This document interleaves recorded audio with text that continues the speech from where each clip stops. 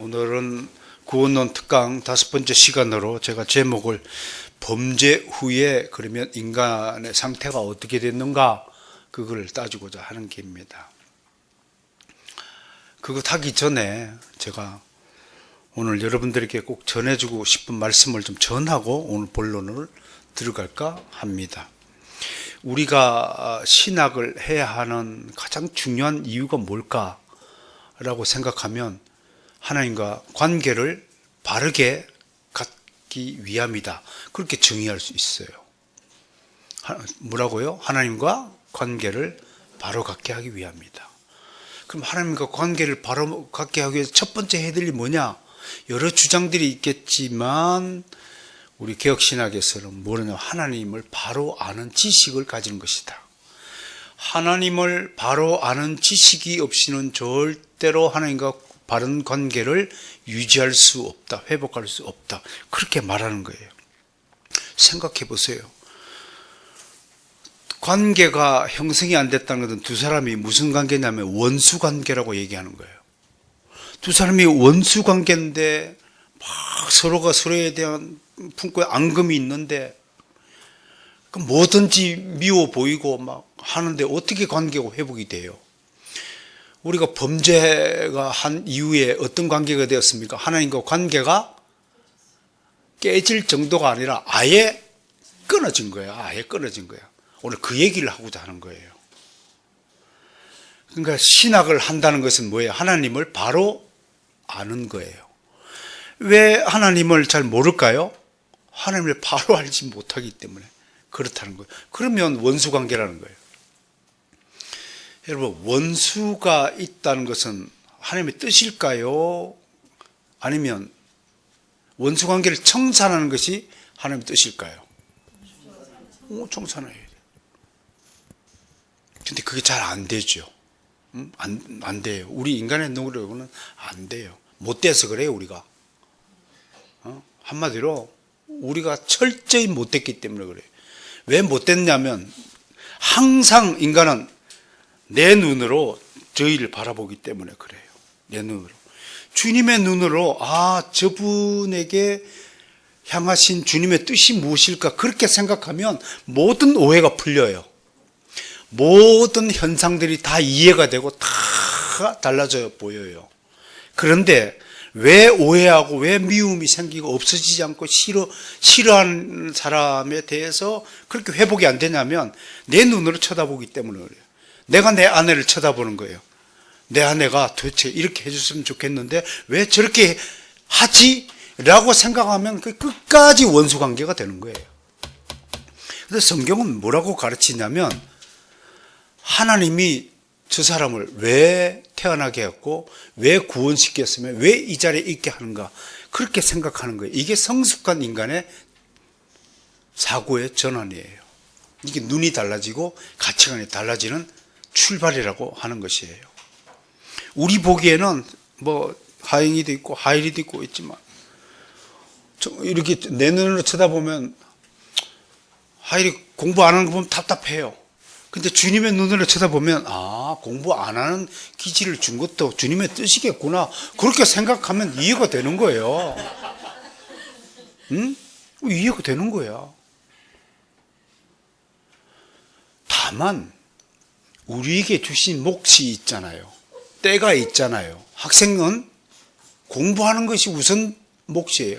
목사는 주일날 설교 준비하고 설교하는 것이 제 몫이에요. 제 몫을 다하지 않고 다른 것 하는 것에 대해서 주님은 그렇게 살지 말라고 가르치니까 그렇게 할 뿐이죠. 그 가장 중요한 것은요, 여러분들이 성숙하냐 미숙하냐의 구분점이 뭐냐면 이게 신학과 관계가 있는 거예요. 신학을 딱 하게 되면 여러분들이 눈이 어떻게 달라지냐면 하나님의 관점이 생겨나게 돼요. 참 독특하지만 주님께서 저렇게 독특하게 지으셨구나. 여러분 부부들도 있고 결혼도 있잖아요. 부부끼리 잘 맞아요? 다 틀려요. 시어머니도 있고 며느리도 있잖아요. 맞아요? 두 사람이? 안 맞아요. 왜 안 맞아요? 다 다 각자 자기식으로 생각하고 자기식으로 말하고 자기식으로 일을 처리하는 거예요. 살아있을 때 우리 큰형 스님하고 어머님이 시어머니하고 며느리 관계잖아요. 또 장남 있잖아요. 우리 큰형은 장남이죠, 그죠? 장남의 며느리 얼마나 두 사람이 안 맞느냐면 다 자기식대로 일을 처리하기 때문에 안 맞는 거예요. 괜히 어머님이 집에 오시면은 그건 큰형수님이 살림을 책임지는 집이잖아요. 시어머니가 개입해야 하면 안 되는 공간이잖아요. 며느리가 이 그릇을 정리하면 와서 다 뒤집어놔요. 자기식으로 그것을 다 정리한단 말이에요. 왜 싸움이 일어나요? 어머님 식대로 일하기 때문에 싸움이 일어나는 거예요. 내 식대로 사는 거예요. 내 식대로 눈으로 보고 일을 시키는 거예요. 여러분, 일을 시킨다는 것은요, 철저하게 자기 중심주의 때문에 그래요. 제가 지금 무슨 말을 하는 거예요? 이 모든 것이요, 하나님의 관점을 가지지 못했고 하나님을 바로 알지 못하기 때문에 일어나는 일이라는 거예요. 그 신학하는 일이 얼마나 중요한지 알겠죠? 신학을 하게 되면 내 중심에서 벗어나서 하나님 중심으로 사고가 전환이 된다는 거예요. 관점이 달라진다는 거예요. 그 미숙하면 미숙할수록, 어린아이면 어린아이일수록 나의 중심으로 세상을 바라보고 판단하고 생각하고 말하기 때문에 다른 사람하고 싸움이 일어나는 거예요. 갈등이 일어나는 거예요. 여러분, 이 이야기를 출발하면서 그러므로 하나님과의 관계를 회복하기 위해서 제일 먼저 해야 할 일이 뭐냐면, 저 사람하고 원수 관계를 해소하기 위해서 제일 먼저 하는 것은 내가 먼저 하나님을 바로 아는 일부터 시작해야 돼요. 네가 고쳐라, 이 따위는 존재하지 않아요. 그건 출발선상이 아니에요. 네가 잘못했으니까 네만 고치면 돼, 우리 관계는 올바라질 거야 라고 생각하는 것은 여전히 미숙한 생각이라고 지금 말을 하는 것입니다. 관계를 회복해서 제일 먼저 해야 될 것은 내가 누구를 정확하게 아는 일이라고요? 하나님을 바르게 아는 지식을 갖추면 모든 관계가 정상이 돼요. 모든 관계가 회복이 돼요. 모든 관계가 성숙해져요. 아름다워져요. 믿으시길 바랍니다. 가서 손을 씁니다. 나부터 하나님을 바로 알자. 그래야 모든 게 정상이 된다고 하는 것입니다. 그렇다면 요 얘기를요, 저 같은 설교자에게 그대로 적용하면, 그러면 설교자는 오늘 무엇을 설교해야 될 것인가? 라고 제목이 나타나요. 여기에 대한 답을 칼빈 선생께서 기독교 강요 1권에다가 탁 해놨어요. 제가 읽어드릴게요. 설교자는 무엇을 설교해야 될 것인가? 여러분들은 설교자예요? 설교자 아니에요? 그게 잘못된 지식이란 말이야. 여러분 모두가 설교자가 돼야 돼요. 연설하는 것이 설교가 아니에요. 하나님의 복음을 전하는 모든 행위가 설교행위예요. 하나님의 교리를 설명한다가 설교예요. 설교가 뭐라고요? 하나님의 진리를, 교리를 설명하는 것을 설교라고 하는 거예요. 뜻이 설명이 됐잖아요. 그럼 여러분들은 평소에 이웃에게 이렇게 예배 시간에 격식을 갖춘 설교도 있겠지만, 자연스럽고 일상적인 삶에 있어서 여러분 설교도 충분히 요소를 갖춰야 한다. 두 가지 요소를 말하고 있어요. 제가 읽어드릴게요. 하나님은 스스로 계신 전능자이심을 말씀하신다. 잘 들으세요. 첫 번째, 무엇을 설교해야 되냐면, 하나님은 스스로 계신 분임을 설교하라. 이해가 됐어요? 두 번째, 그와 동시에 우리가 그분의 주권적 전능하심을 인정하시길 원하신다. 두 번째 설교해야 될 것은 무엇을 설교해야 하냐면, 하나님의 주권자 되심을 인정하나 설교를 하라 라고 우리가 가르침을 줍니다. 다시 정리하면 두 가지 사실입니다. 하나님은 스스로 계신 분이심을 믿으시기 바랍니다. 두 번째, 하나님은 우리의 주인된 권리를 가지고 계신 분이라는 사실을 믿으시길 바랍니다. 이 두 가지를 합쳐서 신학적으로 뭐라고 하냐면 하나님의 하나님 되심. 따라서 합시다. 하나님의 하나님 되심. 주님의 주님 되심. 그래서 요걸 붙여서 로드 스윕이라고 그래서 주제권 신학이다. 그렇게 말하는 거예요. 이제 신학적 용어가 좀 하나 이해가 됐습니까? 주제권 신학이다. 로드십 신학이다. 라고 말하는 것을 우리 이해할 수 있을 것입니다. 성경에는 하나님의 주권적 권능을 나타내는 수많은 구절들이 있습니다. 제가 감동받은 것 중에 몇 가지를 제가 읽어 드릴 테니까 은혜롭게 들으시기 바랍니다. 시편에 보면 이렇게 얘기했어요. 115편 3절이에요. 오직 우리 하나님은 하늘에 계셔서 원하시는 모든 것을 행하시느니라. 그렇게 말씀했고, 이사야 선지자를 통해서 이렇게 말씀했었어요. 14장 24절에 했어요. 만군의 여호와께서 맹세하여 이르시되 내가 생각하는 것이 반드시 되며 내가 경영한 것을 반드시 이루리라. 내가 생각한 것을 반드시 나타나게 되고 내가 경영하는 모든 일들을 다 성취하시는 하나님이세요. 또 이렇게 얘기했어요. 이사야 46장 10절에서 내가 시초부터 종말을 날리며 아직 이루지 아니한 일을 예적부터 보이고. 야, 참 신기한 말씀이죠. 아직 지금 우리 눈에 나타나지 않아요. 리폼더 센터가 아직 우리 눈앞에 나타나지 않았어요. 그런데 이 일이 언제부터 있었다고요? 예적부터 뭘로 보이고? 예표적으로 보여주셨다. 여러분, 구약시대 때 모세가 장대에다가 뭘 달았어요? 뱀 달아요. 그거 누구를 미리 보여준 거예요? 예적부터 예수 그리스도를 보여주신 거예요. 하나님의 역사가 이런 것이에요.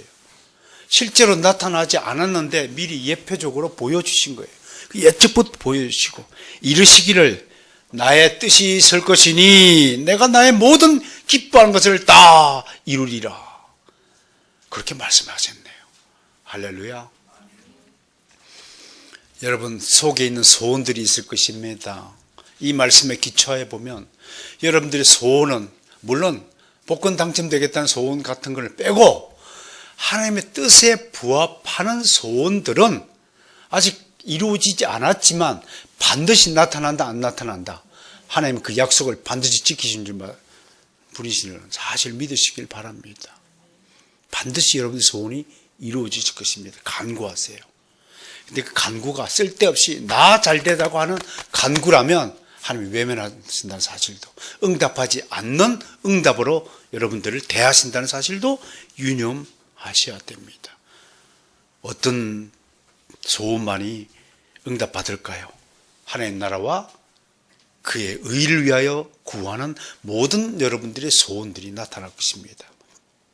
저는 오늘도 우리 모두가 주 안에서 합심하여서 정말 리폼더 센터가 설립 이미 되었다는 사실을 믿음으로 받아주시고 그 일이 눈앞에 가시적으로 성취하는 그날 할렐루야 하고 하나님께 영광을 올려드리는 그때가 오리라고 믿어주시기를 바랍니다.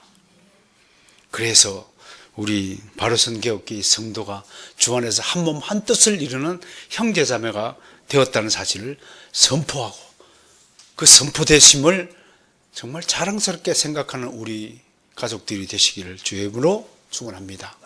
네, 감사합니다. 그러므로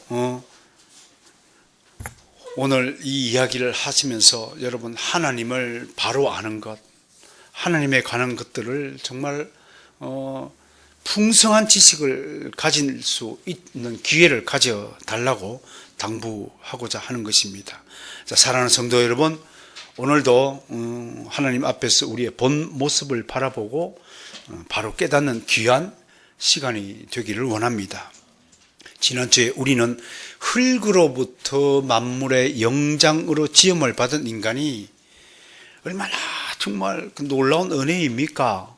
생각을 해보세요. 흙이었잖아요. 우리가 흙인데 이렇게 살이 되고 뼈가 되고 머리카락이 나고 얼마나 잘생겼습니까? 제가 이렇게 빛나는 얼굴을 하고 지금 이게 흙이었단 말이에요. 흙이. 참 잘생겼잖아요. 얼굴 빛이 나잖아요. 생기가 돌잖아요.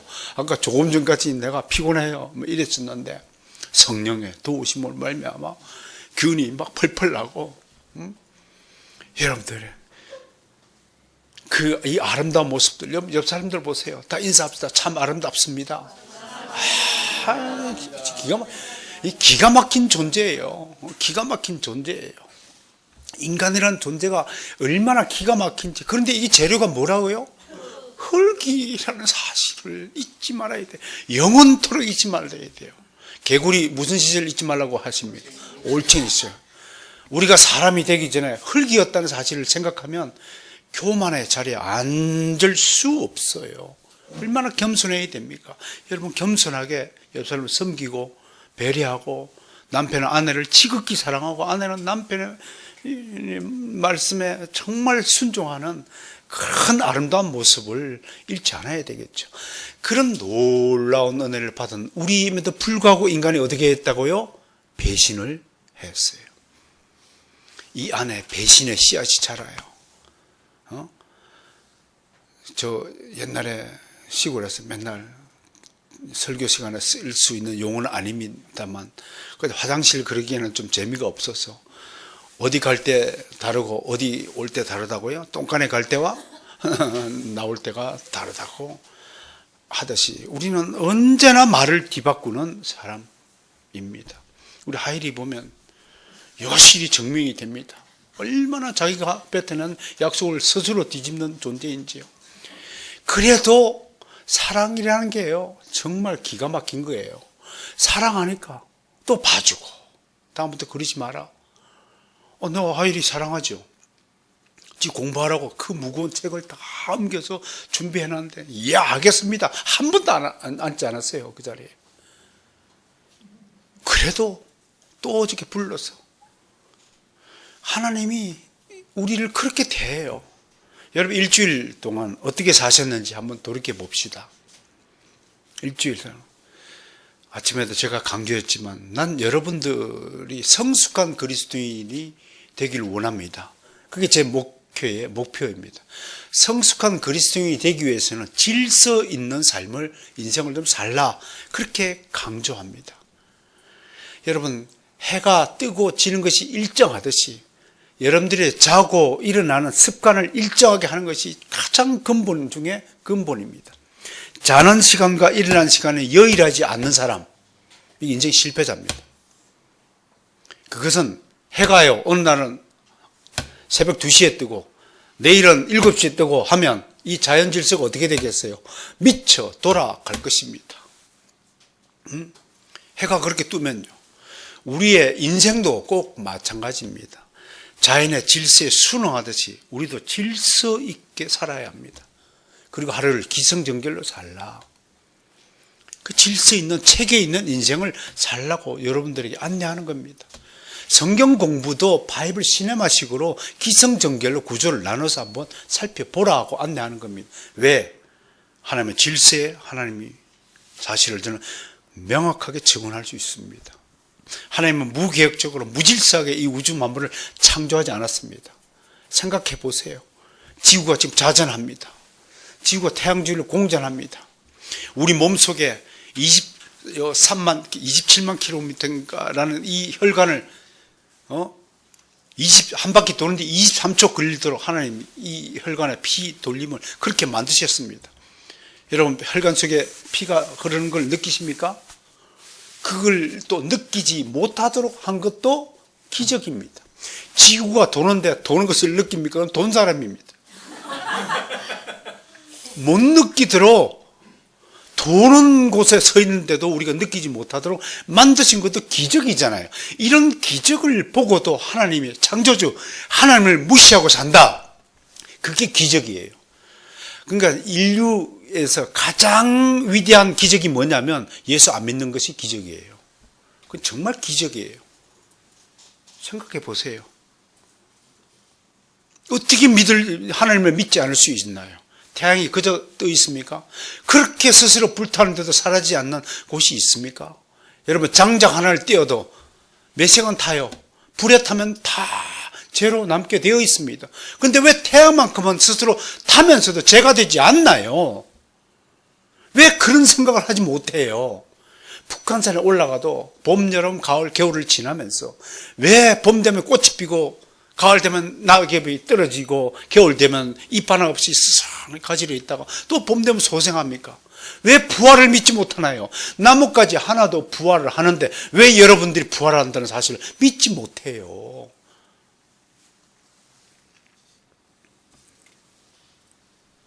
왜 그럴까요? 배신의 결과 인간이 완전히 망가진 존재가 되었다가 하기 때문에 그렇습니다. 오늘 그 얘기하는 겁니다. 오늘은 그 배신의 결과 인간이 어떤 존재가 되었는가? 하나님의 형상으로 지음을 받은 고귀한 인간이 어떤 상태로 추락하고 망가졌는가 하는 내용을 다루고자 합니다. 이 이야기를 통해 우리는 인간이 왜 구원을 받아야 하는가에 대한 절대적 필요성을 인정하게 될 것입니다. 자, 풀어갑니다. 하나님은 선한 일에는 상을 주시고 악한 일에는 벌을 주십니다. 이걸 무슨 법칙이냐면 신상 필벌 법칙이라고 말합니다. 그게 하나님의 교육 방식입니다. 하나님의 거룩하신 본성 성품에는 절대로 죄를 용납할 수 없다는 것입니다. 죄를 그냥 잘못을 저질렀는데도 불구하고 그냥 그것을 눈 감아주고 어물쩍 넘어가는 것은 하나님의 성품이 아니라고 하는 것입니다. 그래서 여러분들이 잘못했을 때 내가 엄히 꾸짖는 것을 주저치 않는 것입니다. 아이, 목사님, 좋은 게 좋다고요? 저 한번 봐주시죠? 그건 하나님의 일이 아니라는 것입니다. 잘못했으면 따끔하게 하나님처럼 혼을 내야 인간은 바르게 된다는 겁니다. 여러분, 나뭇가지가 삐뚤하게 자라면 가지치기를 해야 됩니까? 안 해야 됩니까? 가지치기를 해야 그 나무의 열매가, 아름다운 열매가 맺는 것입니다. 그런데 인간 범죄하고 말았습니다. 하나님은 아담과 그 후손에게 죄의 책임을 물을 수밖에 없게 된 것입니다. 그래서 하나님은 두 가지 죄책을 인간에게 추궁하였습니다. 이제 모든 인류는 어떤 죄를 가지고 태어납니까? 원죄를 가지고 태어나도록 했습니다. 두 번째는 원죄 아래서 인간은 완전히 악한 존재가 되도록 허용하신 것입니다. 이걸 우리가 로마서에서는 내버려 두었다. give up이라고 해요. 포기해버렸다. give up 됐다. 왜? 오늘 본문 다시 읽어볼까요? 본문, 창세기 본문 시작. 여호와께서 사람의 죄악이 세상에 가득함과 그의 마음으로 생각하는 모든 계획이 항상 악한 분임을 보시고 땅 위에 사람 지으셨음을 한탄하사 마음에 근심하시고 이르시되 내가 창조한 사람을 내가 지면에서 쓸어버리되 사람으로부터 가축과 기는 것과 공중의 새까지 그리하리니 이는 내가 그것들을 지었음을 한탄함이라. 아니, 타락 후에 배신을 한 이후에 모든 인간을 바라보니까 항상 생각을 악한 생각밖에 안 하는 거예요. 저것이 어떻게 하나 보자, 그렇게 지켜보는 거예요. 저것이 나한테 잘하나 못하나 그렇게 지켜보는 거예요. 모든 인간이 상대성을 가지고 그런 존재가 되어버린 거예요.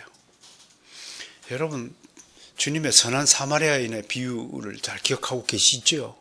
그 비유가 들려주는 교훈이 뭡니까? 우리는 늘 다른 사람을 보고 너는 나한테 좋은 이웃이냐 그렇게 생각합니다. 내 아내를 보고 당신은 날 위해서 뭘 해주고 있는 사람이냐 그렇게 평가합니다. 그런데 주님은 너는 저 이웃에게 좋은 이웃이 되느냐라고 묻는 것입니다. 그게 완전히 가치관의 전환입니다. 여러분, 한번 보세요. 나는 내 남편에게 좋은 아내인가? 그 생각해야 됩니다. 나는 시어머니에게 좋은 며느리인가? 그렇게 생각하라고 말하는 겁니다. 남편은 나는 내 아내에게 좋은 남편인가? 그 생각하라고 하는 것입니다. 이게 완전히 180도 다른 것입니다. 못된 자식이 이렇게 얘기합니다. 엄마 아빠가 나한테 해준 게 뭐 있어? 케네디 대통령이 뭐라고 얘기했어요? 국가가 너를 위해서 해준 것을 기억하지 말고 당신이 국가를 위해서 무엇을 했느냐를 기억하라고 말한 것은 충분히 성경적입니다. 그래서 영어 성경에 What can I do for you? 라는 단어가 있습니다. 내가 당신을 위해서 무엇을 도와드릴까요? 그게 기독교적인 아주 마인드를 결정적으로 표현한 말인 것입니다. 옆 사람 인사합시다. 뭘 도와드릴까요? 시작. 무엇을 원하십니까? 시작. 그런 존재가 되어야 하는 겁니다. 여러분 생각해 보시면요. 그런 발상을 하게 되면 이리 해라 저리 해라 지시할 게 없습니다. 내가 다가가서 먼저 다가가서 내가 그 사람의 필요를 채워주면 되는 것입니다. 주님은 이 땅에 우리의 필요를 채워주기 위해서 스스로 오신 분이십니다. 주님은 스스로 우리의 발을 씻기신 분이십니다. 주님은 스스로 우리에게 모든 것을 내어주신 분이십니다. 스스로 먼저 오셔서 우리를 먼저 사랑해 주신 분이십니다. 따라서 합시다. 먼저 사랑합시다. 네. 네가 하는 것에 따라서 내가 마음을 주고 사랑을 주고 그건 하나님의 것이 아니라는 사실을 잊지 마시길 바랍니다. 항상 사랑해 주시길 바랍니다. 사랑하는 성도 여러분, 저도 많이 사랑해 주시길 바랍니다. 제가 외로운 사람입니다.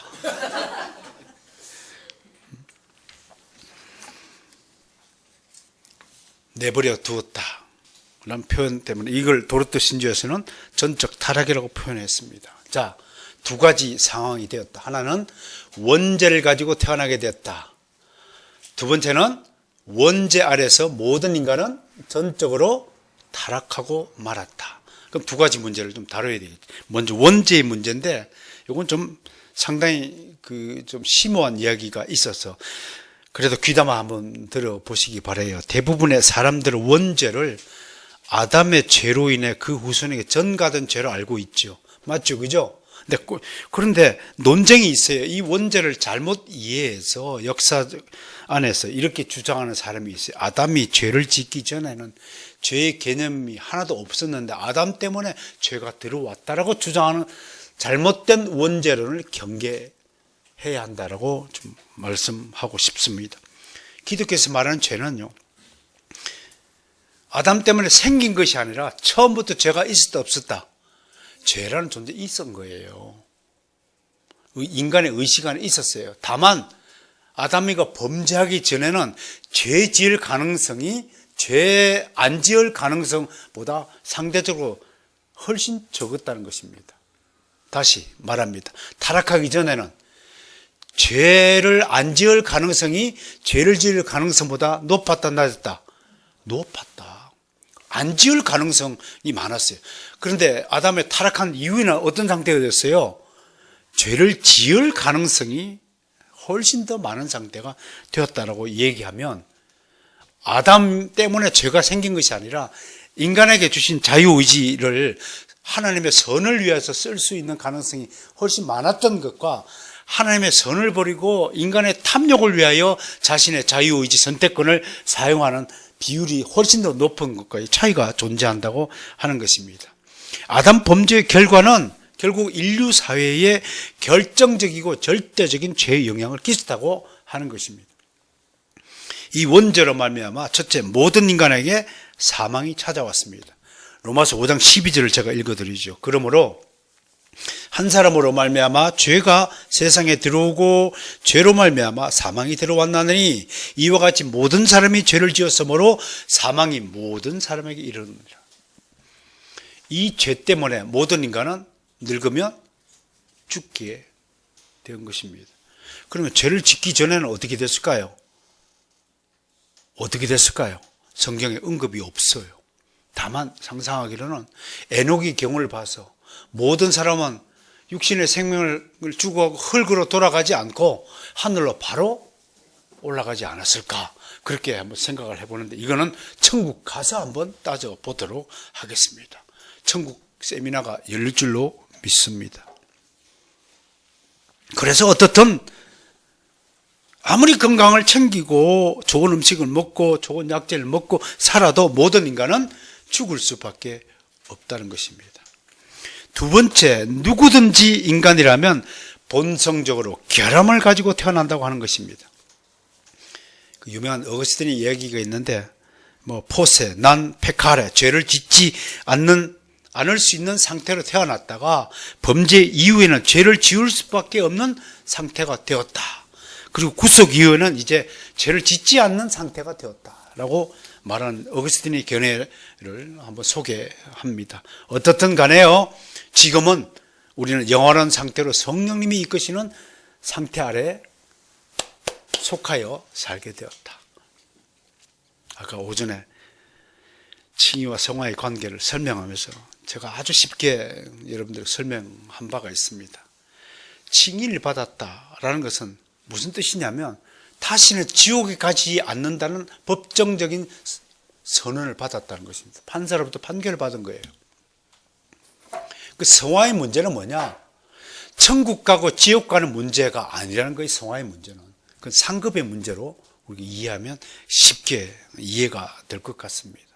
사랑하는 성도 여러분, 그러므로 우리는 원죄 아래에 있는 저주를 벗어났다는 것은 이제는 원죄 아래의 저주로 말미암아 지옥 갈 운명에서 천국 갈 운명으로 우리의 인생 운명이 완전히 바뀌었다는 것을 의미한다는 사실을 잊지 마시기를 바랍니다. 놀라운 일 아니에요? 놀랍지 않아요? 망할 수밖에 없는 사람이 흥할 수밖에 없는 운명으로 바뀌어졌다는 거예요. 그러니까 여러분들이 하는 걸 소망을 가지고 일을 해보세요. 여러분들이 하는 거, 내가 하는 모든 일이 하나님의 뜻 안에서 예수 그리스도 안에 있다면 여러분들의 모든 꿈꾸는 소망들은 다 성공할 수밖에 없어요. 할렐루야. 하나님 말씀대로 살아보세요. 하나님 말씀대로 공부하고 하나님 말씀대로 일해보세요. 그 인간이 실패하는 사람은 단 한 사람도 없습니다.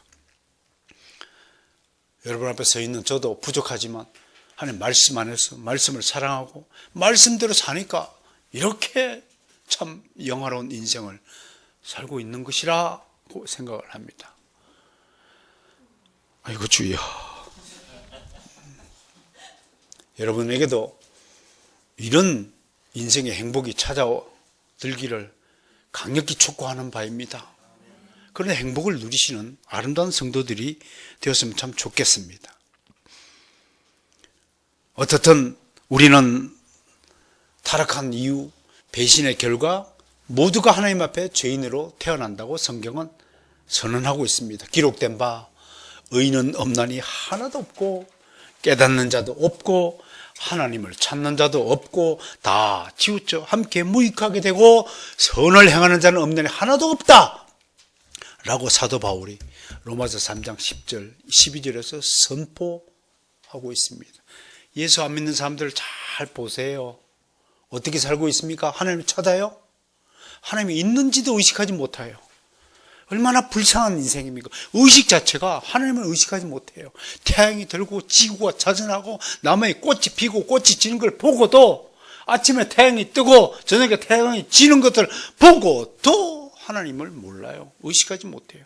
찾지도 못해요. 깨닫지도 못해요. 이게 하나님의 정죄 아래, 사망의 그늘 아래, 정말 저주 아래에 있다는 사실을 명확하게 드러내는 것 아닙니까? 그런데 여러분 어떤가요? 여러분 믿어지십니까? 하나님이 살아계시다는 것을 믿으십니까?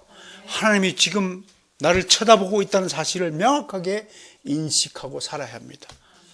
하나님 지금 지켜보고 계세요. 하나님은 단 한시도 나를 하나님 눈에서 떨어뜨려 본 적이 없으시는 분이십니다. 지켜보고 계세요. 이놈이 무슨 입으로 뭘 떠드는가? 그래도 인간이 얼마나 정말 무서움을 모르는 사람입니다. 하나님이 다 지켜보시는데도 태연하게 거짓말해요.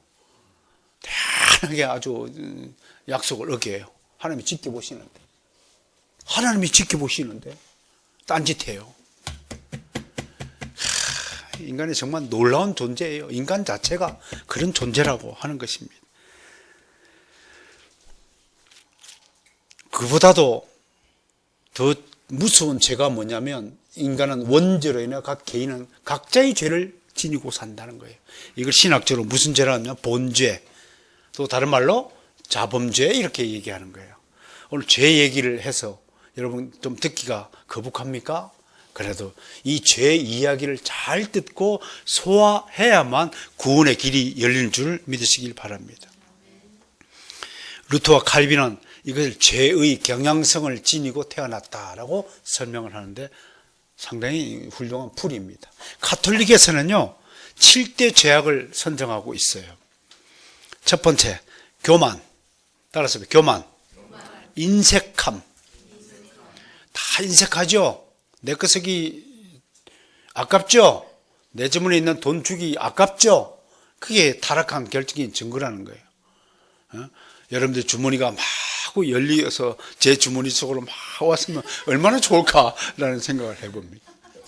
인색감, 절약과 인색은 다른 거다. 세 번째 시기, 따라서 해봐요. 시기, 분노, 음욕, 탐욕, 나태, 7가지가 7대 범죄라고 했는데 재미가 있어서 제가 소개한 거예요. 7가지 뿐이겠어요? 이걸 물리치기 위해서 거꾸로 어떻게 해야 되느냐? 교만 대신에 뭘 얻어야 된다고요? 겸손, 따라서 해요. 겸손, 자선, 친절, 인내, 순결, 절제, 근면, 이런 7대 좋은 품성을 가지시면 참 좋겠다 싶어서 한번 소개합니다. 이제 전적 타락이 무엇이냐 하는 것입니다. 전적 타락이라는 뜻은 다른 용어로 완전한 타락, utter depravity라고 이야기합니다. 이것은 인간성 전체가 완전히 타락했다는 뜻입니다. 즉 어떤 형태로든지 내 안에 타락에 오염되지 않은 요소는 한 군데도 없다는 뜻입니다. 얼마 전에 돌아가신 알스프럴 목사님은 생전에 전적 타락을 강의할 때 이렇게 얘기했습니다. 여기 오셔가지고 전적 타락은 더 이상 죄를 아무리 짓고 싶어도 더 이상 죄를 지을 수 없을 만큼 타락한 상태를 전적 타락이라고 해요. 얼마나 재미있는 표현인가요, 여러분? 다시 한번 설명할까요? 죄를 막 지어요. 살인을 막 해. 더 이상 살인을 할 수 없을 만큼 살인을 했다는 거야. 더 이상 거짓말을 할 수 없을 만큼 거짓말을 했다는 거야. 당신이 할 수 있는 거짓말을 다 한 거야. 뭔 말인지 이해가 안 돼요? 이해가 안 돼? 당신이 할 수 있는 악한 짓은, 악한 말, 막 부부끼리 싸움하면 막 갈 때까지 가는 부부는 어떻게 해요? 온갖 악한 말을 다 쏟아내. 절대로 관계가 회복 안 돼요. 속에 있는 거 다 털어내면, 속에 있는 모든 악한 것들을 다 털어내고 상대방을 공격하면 관계가 회복될까요? 끝났어요. 도자기가 깨지면 어떻게 돼요? 물은 엎어지면 담고 어떻게 할 수 있지만 깨어진 그릇을 다시 이을 수가 없는 거예요. 그러니까요, 여러분 악한 짓을 당장 그만두세요. 여러분들이 악한 말, 악한 생각, 악한 행동 때문에 모든 관계가 다 깨어지는 거예요. 이걸 알스프롤 목사님이 이렇게 표현하신 거예요. 재밌는 표현 아닌가요? 우리가 그만큼 악한 존재라는 사실을 직시하는 참으로 심오한 해석이 아닐 수 없습니다. 이 전적 타락의 상태를 개혁신학에서는 주로 이제 다음 주부터 하나하나씩 제가 설명을 드릴 것입니다. 4가지를 설명해요. 따라서 합시다. 전적 타락, 전적 부패, 전적 무능력, 전적 불가능, 이 4가지로 설명을 하는 것입니다.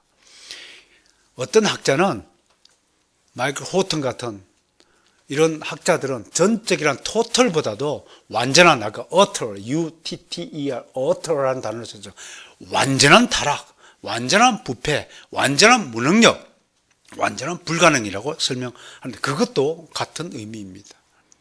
같은 의미입니다. 그러나 우리는 도르트 신조의 우리 선조들이 만들어주신 total depravity를 전통적으로 전통적인 용어로 삼아서 잃어버리지 않도록 노력하면 좋겠습니다. 그렇다면 저는 개인적으로 여러분들에게 이 상태를 좀 더 구체적으로 설명하기 위해서 따로 용어를 만들었는데 첫 번째 따라서 선행불능, 전적으로 타락한 모든 사람들이 하는 행위는 하나님의 선의 기준에 보면 선이 아니라 악이다는 거예요. 그 선행을 할 수가 없는 존재가 되었다. 그래서 왜 선행을 할 수 없냐면 두 번째 따라서 할까요? 악의 충만. 우리는 뭐 악밖에 없다는 거예요. 세 번째 자력, 구원, 불능. 우리 스스로는 구원의 능력이 없다는 거예요. 마지막으로 신법, 저항. 하나님의 법을 무조건 저항하는 거예요. 정말 신기하게도요, 예수를 믿든 믿지 않든 모든 인간은 본능적으로 하나님의 진리를 듣기 싫어해요. 다른 일은 다 화합을 하고 모든 사람 하나님의 진리만 논하지 않는 자리는 다 어울려서 다 일을 도모해요. 어떤 TV 드라마를 보니까 점을 치는 장면을 가지고 그걸 재미삼아 프로그램에 방송에 내보내더라고요. 근데 그 자리에 성경에 있는 하나님의 말씀을 하나님 가라사대 그러면 어떻게 될까요? 그 모임이 일순간에 찬물을 끼얹듯 싹하게 분위기가 바뀌어지면서 그 모임이 깨어질 거예요. 왜 그럴까요? 이유는 단 한 가지예요. 모든 타락한 인간은 본능적으로 하나님의 말씀을 듣기 싫어해요. 그래서 여기 동네 모임에 가도 내가 입만 열면 목사님 설교하지 마세요. 그게 세상 사람들 거부예요. 설교가 뭔지도 모르고. 목사는 세상 사람들에게 말하지 말고 교회 당신들 식구들에게 말해라 라고 세상은 딱 선을 그어버려요. 본능적으로 하나님의 법을 저항하게 돼 있어요. 그것이 전적 타락한 특징이라는 거예요. 개혁신학자 안소니 후크만은 이에 대해서 특별히 인간의 부패를 강조하면서 이 부패로 인해 인간 스스로 자신을 구원할 수 없는 상태가 되었다라고 말합니다. 이런 상태에 대해서 대표적인 성경 구절이 뭐냐면 시편 14편 1절과 3절입니다. 시간 관계에서 제가 읽어드리죠. 어리석은 자들은 그의 마음에 이르기를 하나님이 없다 하는도다. 그들은 부패하고 그 행실이 가증하니 선을 행하는 자가 없도다. 여호와께서 하늘에서 인생을 굽어 살피사 지각이 있어 하나님을 찾는 자가 있는가 내려보신즉 다 치우쳐 함께 더러운 자가 되고 선을 행하는 자가 없으니 하나도 없도다. 그게 우리의 모습이었다는 것입니다. 시편 133편 2절 주의 눈앞에는 의로운 인생이 하나도 없느니라. 예레미야 13장 13절 구스인이 그의 피부를 표범이 그의 반점을 변하게 할 수 있느냐 할 수 있을진데 악에 익숙한 너희도 선을 행할 수 있으리라. 악에 익숙한 너희, 만약에 너희들 능력으로 표범의 그 무늬를 바꿀 수 있는 능력이 있다면 너희가 선을 행할 수 있는 능력이 생길 것이다. 역설적으로 말을 하고 있습니다. 예레미야 선지자 17장 9절에서 만물보다 거짓되고 심히 부패한 것은 마음이라 누가 능히 이를 알리오. 만물보다 더 거짓되고 부패한 것이 뭐라고요? 내 마음이에요. 내 마음속에 얼마나 더럽고 추악한 것들이 쌓여 있는가를 인정하시길 바랍니다. 이거 인정 안 되면요, 여러분 주의 백성으로서 도리를 다하며 살기가 힘들 것입니다. 이게 해결이 안 되면 항상 다른 사람을 쳐다보고 정죄하고 판단하는 실수를 하게 될 것입니다. 누가 가장 큰 죄인입니까? 바로 납니다. 다시 묻습니다. 누가 가장 큰 죄인입니까? 바로 납니다. 다른 사람 따질 것 없어요. 그래, 애들이 그러잖아요. 내가 애들이 가르치고 그러면 속으로 애들이 그런 것 같아요. 니나 똑바로 해라. 그게 요즘 애들이에요. 동일하게 다른 사람을 힘들게 하고 다른 사람을 괴롭게 하고 그런 미숙한 것을 버리고 성숙한 경지에 오르시면 여러분 What can I do for you가 되는 거예요. What can I do for you? 이 정신을 잊지 말아야 되는 겁니다. 오늘 모든 불의, 추악 다 탐욕, 악의가 가득한 시기살이 23가지 이 용도를 쫙 사다버려 읊어놨는데 여기에 걸리지 않는 인간은 단 한 사람도 존재치 않는 거예요. 에베소서 4장 18절 19절 이렇게 되어 있어요. 그들의 총명이 어두워지고 그들 가운데 있는 무지함과 그들의 마음이 굳어짐으로 말미암아 하나님의 생명에서 떠나 있도다. 마음이 굳어지는 거 귀까지 다 닫힌 거예요. 그러니까 하나님 말씀이 들리지 않는 거예요.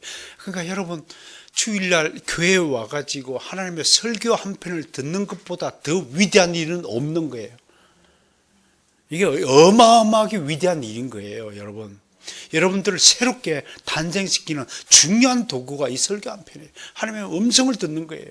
이거 얼마나 중요한 것입니까? 사랑하는 성도 여러분, 오늘 마지막으로 정리하면서요, 이걸 다시 한번 유념하라고 정리해 드립니다. 모든 인간은 아담의 원자로 태어남을 인정하십니까? 여러분들 스스로 다 자범죄를 가지고 있다는 사실을 인정하십니까?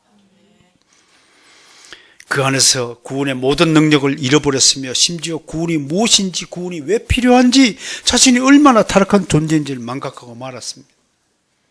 그게 구원받기 전에 우리의 모습이었다는 사실입니다. 예를 들면 물에 빠진 사람이 물 밖으로 걸어 나가서 살겠다는 의식마저도 없다면 그런 좀 있으면 죽고 마는 것입니다. 우리의 처지가 그런 처지였습니다. 곧 있으면 죽고 영원히 사망 못에 죽고 마는 것입니다. 옛날에 제가 그 잠수함 비유를 한번 든 적이 있어요. 잠수함이 침몰했어요. 두 개의 방이 있는데 한쪽 방에는 산소가 풍성해가지고 막 먹고 놀고 잠수함이 침몰했는지도 모르는 거예요. 침몰했는데도 아직도 산소가 있고 음식이 있고 즐길 거 있으니까 막 춤추고 놀아는데 이쪽 방에는 산소가 다 떨어졌어요. 그런데 위에서 산소 호수가 내려와가지고 숨을 쉬게 돼 있는 거예요. 그리고 배가 침몰했다고 알려주니까 옆방에 대고 막 마이크를 하고 오고 갈 수 없이 차단된 벽이지만 배가 침몰됐다. 이쪽으로 건너와야 산다. 이쪽에는 구조선이 와가지고 막 끌어올라가는 거예요. 근데 이쪽 사람들은 음악 소리에 취해가지고 들리지 않는 거예요. 아무리 복음을 외쳐도 예수 그리스도를 믿으라. 이쪽 방으로 와라. 천국으로 와라. 안 들리는 거예요. 세상 놀이에 취해가지고. 지금 그런 상태에 있다는 거예요. 오늘 우리는 인간의 죄를 지은 이후에 어떤 상태로 타락했는지에 대해서 간략하게 알아보았습니다. 이것은 우리에게 두 가지 큰 지침과 교훈을 던집니다. 하나는 아담이 하나님을 배신하고 범죄한 일이 실로 엄청난 결과를 가져왔다는 것을 보여줍니다.